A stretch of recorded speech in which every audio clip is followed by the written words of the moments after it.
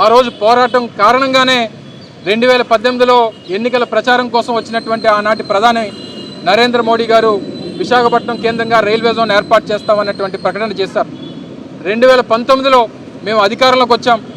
వచ్చినటువంటి 6 నెలల్లో కరోనాను ఎదుర్కొన్నాం. తర్వాత పరిస్థితులన్నీ సద్దుమణిగిన తర్వాత కేంద్రం నుంచి రైల్వే జోన్ ఏర్పాటుకి సంబంధించినటువంటి భూమికి కేటాయింపులు చేయమని చెప్పి వారు కోరడం జరిగింది. ముడసల్లో దగ్గర దాదాపు 50 ఎకరాల భూమిని 2024 జనవరి మాసంలో భూమిని కేటాయించాం. దానికి సంబంధించినటువంటి గెజిట్ కూడా నిన్న మొన్న విడుదలైనటువంటి పరిస్థితులు చూసాం.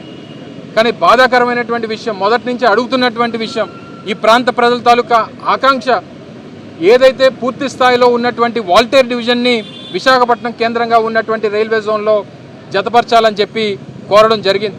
కానీ తీరా గెజిట్ చూస్తే అందులో ఏదైతే వాల్టేర్ డివిజన్కి గుండెకాయ అయినటువంటి కేకే లైన్ అందులో లేకపోవడం చాలా శోచనీయం. ఇది కేవలం ఈ రాష్ట్రంలో ఉన్నటువంటి ప్రభుత్వం, ఇక్కడ ఉన్నటువంటి రాజకీయ పార్టీల తాలూకా చేతకానితనం అనేటువంటి విషయాన్ని ఈ సందర్భంగా తెలియజేస్తా ఉన్నాం. ముఖ్యంగా వాల్టేర్ డివిజన్లో కేవలం కేకే లైన్ ద్వారా 2022-23 ఆర్థిక సంవత్సరానికి సంబంధించి వచ్చినటువంటి ఆదాయం కేవలం ఆ లైన్ మీద 2250 కోట్ల రూపాయలు కేవలం కేకే లైన్ ద్వారా వచ్చింది. దాన్ని తీసుకొని వెళ్ళి ఒరిస్సాలో పెట్టారు. ఈస్ట్ కోస్ట్ రైల్వేలోనే దాన్ని కొనసాగిస్తూ ఉన్నారు. మొదటి నుంచి అడుగుతున్నటువంటిది పూర్తిగా వాల్టేర్ డివిజన్లో ఏవైతే లైన్స్ ఉన్నాయో, ప్రధానంగా కేకే లైన్ ఏదైతే ఉందో, కొత్త వలస కిరండల్ లైన్ ఏదైతే ఉందో, పూర్తి ఆదాయాన్ని ఇస్తున్నటువంటి లైన్ని తీసుకొని వెళ్ళి మీరు ఒరిస్సాలో పెడితే అంటే ఇక్కడ ఉన్నటువంటి పాలకులు చేతకాని వాళ్ళ కాదా అన్నటువంటిది ఒకసారి ప్రజలు ఆలోచన చేయమని చెప్పి కోరుతా ఉన్నా. నిన్న మొన్న అధికార పార్టీ నాయకులు మాట్లాడుతూ ఉన్నారు. ఈరోజు స్థానిక పార్లమెంట్ సభ్యుడు మాట్లాడుతూ ఉన్నాడు. మొన్న భారతీయ జనతా పార్టీ రాష్ట్ర అధ్యక్షులు మాట్లాడుతూ ఉన్నారు. మొన్న కొంతమంది తెలుగుదేశం పార్టీ నాయకులు సంబరాలు చేసుకుంటూ ఉన్నారు. మీరు సాధించింది ఏంటి? ఇందులో మీరు పోరాటం చేసింది ఏంటి? కేవలం మీరు ప్రభుత్వంలో ఉన్నారు కాబట్టి, మీరు ప్రభుత్వంలో ఉండి కనీసం కేకే లైన్ సాధించుకోలేనటువంటి పరిస్థితుల్లో చేతగాని వల్ల మీరు ఉన్నటువంటి పరిస్థితుల్ని ప్రజలందరూ కూడా గమనిస్తూ ఉన్నారనేటువంటి విషయాన్ని తెలియజేస్తూ ఉన్నాం. కేకే లైన్ కొనసాగింపు అనేటువంటిది వాల్టేర్ డివిజన్లో నడిస్తే ఇక్కడ ఉన్నటువంటి ఇన్ఫ్రాస్ట్రక్చర్ డెవలప్మెంట్ కానీ, కొత్తగా లైన్ల ఏర్పాటు విషయంలో కానీ, రెవెన్యూ జనరేషన్ కానీ, ఇక్కడ ఉన్నటువంటి సౌత్ కోస్ట్ రైల్వే హెడ్ క్వార్టర్గా ఉన్నటువంటి విశాఖపట్నానికి అన్ని రకాలుగా కూడా ఈ డివిజన్ పరిధిలో ఉన్నటువంటి, ఈ జోన్ పరిధిలో ఉన్నటువంటి అన్ని డివిజన్స్కి మేలు జరుగుతుంది అనేటువంటి విషయాన్ని దయచేసి గమనించాలని చెప్పి కోరుతా ఉన్నాం. ఇప్పటికన్నా ప్రభుత్వం వారు మారాలి, కేంద్ర ప్రభుత్వం మీద ఒత్తిడి తీసుకురావాలి. మీరు ఒరిస్సాలో భారతీయ జనతా పార్టీ ప్రభుత్వం ఉంది కాబట్టి అక్కడ ఎక్కడ తిరుగుబాటు వస్తుందన్నటువంటి ఉద్దేశంతో మీరు మీ చేతకాంతనాన్ని మీరు ప్రదర్శిస్తూ ఉన్నారు. మొన్న గూగుల్ శంకుస్థాపనకి రైల్వే శాఖ మంత్రి వచ్చారు. ఎందుకు అడగలేపారు? మీరు వేదిక మీద ఎందుకు మాట్లాడలేదు? వచ్చినటువంటి 27-28 గూగుల్ శంకుస్థాపనకు వచ్చారు. 4వ తారీఖున గెజిట్ వచ్చింది. గెజిట్లో చూస్తే కేకే లైన్ లేదు.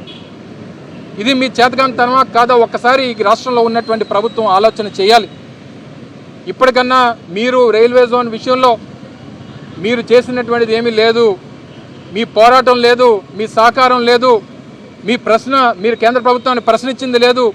కేవలం ముష్టిలాగా కేంద్ర ప్రభుత్వం మీకు ఇచ్చి ఈ రాష్ట్రానికి ముష్టిలా పడేస్తాం, దీన్నే మీరు తినండి లేదా దీంతో మీరు ఆనందపడండి అనేటువంటి విధంగా వారు వ్యవహరిస్తూ ఉంటే, చంద్రబాబు నాయుడు గారు ఎంత సీనియర్ నాయకుడు అని చెప్తారు, 45 సంవత్సరాల హిస్టరీ అని చెప్తారు, 45 సంవత్సరాలు ఎక్స్పీరియన్స్ అని చెప్తారు.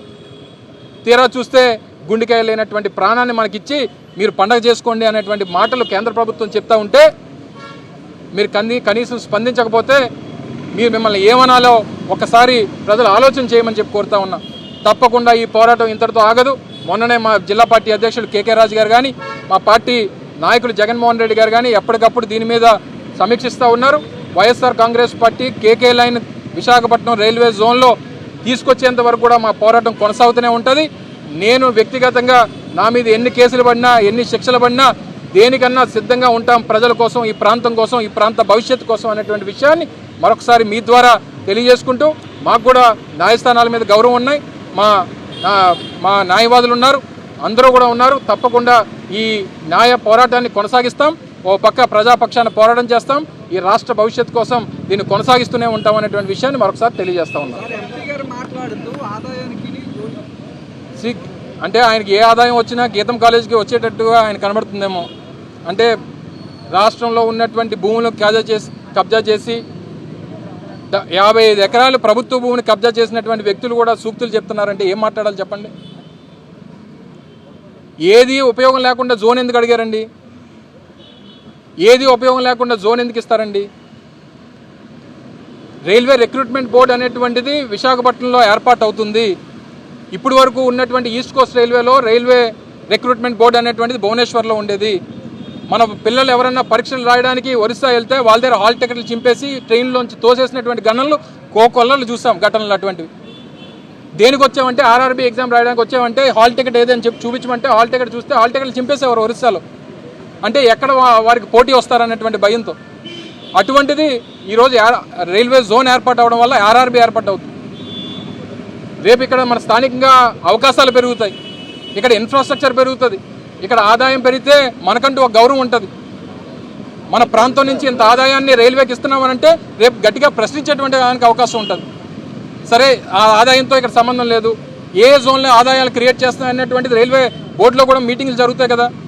విశాఖపట్నం జోన్ నుంచి ఇంత రెవెన్యూ, ఒక 10,000 కోట్ల రూపాయలు రెవెన్యూ జనరేట్ అవుతుంది అన్నప్పుడు మరి అంత జనరేట్ చేసేటువంటి జోన్కి మనం ఈ లైన్లు ఇవ్వాలి, లేదా ఇన్ఫ్రాస్ట్రక్చర్ ఇవ్వాలి, లేదా ఈ స్టేషన్లు అభివృద్ధి చేయాలి, లేదా కొత్త ట్రైన్స్ని ఏర్పాటు చేయాలనేటువంటి డిస్కషన్ జరుగుతుంది కదా. ఏ ఆదాయం రానటువంటి జోన్కి ఎందుకు ఇస్తారన్నటువంటి ప్రశ్న రేపు బోర్డులో వస్తే ఎవరు సమాధానం చెప్తారు? ఈ ఎంపీలు మాట్లాడతాడా? ఈయన బిజీగా ఉన్నాడు కదా ల్యాండ్ గ్రాబింగ్లో. 5,000 కోట్ల రూపాయలు ఎంపీగా 5 లక్షల ఓట్ల మెజారిటీ ఇచ్చి ఎంపీగా గెలిపిస్తే 5,000 కోట్ల రూపాయలు కబ్జా చేశాడు ఈ సంవత్సరంన్నర కాలంలో. వాళ్ళు కూడా ఈ ప్రాంత ప్రజలకు ఆయన ఏం చేశాడు చెప్పనండి జోన్ కోసం? ఎప్పుడైనా పోరాటం చేశాడా? ఎప్పుడైనా రోడ్డు ఎక్కాడా? ఎప్పుడైనా మాట్లాడా? ఎప్పుడైనా కేకే లైన్ ఇందులో ఉండాలని చెప్పి కోరాడా?